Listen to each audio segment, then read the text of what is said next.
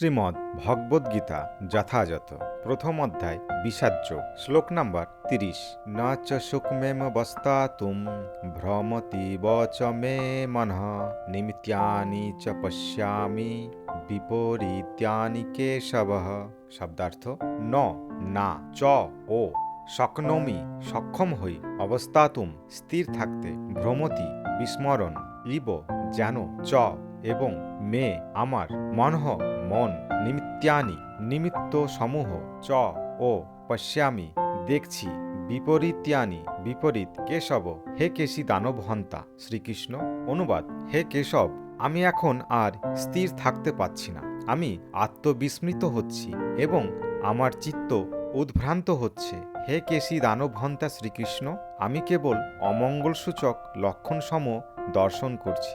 তাৎপর্য: অর্জুন অস্থির হয়ে পড়েছিলেন, তাই তিনি যুদ্ধক্ষেত্রে থাকতে অক্ষম হয়ে পড়েছিলেন এবং তার মন এতই বিমর্ষ হয়ে পড়েছিল যে তিনি আত্মবিস্মৃত হয়ে পড়েছিলেন।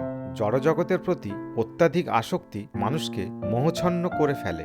ভয়ম দ্বিতীয়া ভিনি বেশত স্যাৎ ভগবতের 11 নম্বর খণ্ডের দ্বিতীয় অধ্যায়ের 37 নম্বর শ্লোকে এই কথাটি উল্লেখ আছে। এই ধরনের ভীতি ও আত্মবিস্মৃতি তখনই দেখা যায় যখন মানুষ জড়াশক্তির দ্বারা অত্যন্ত প্রভাবিত হয়ে পড়ে।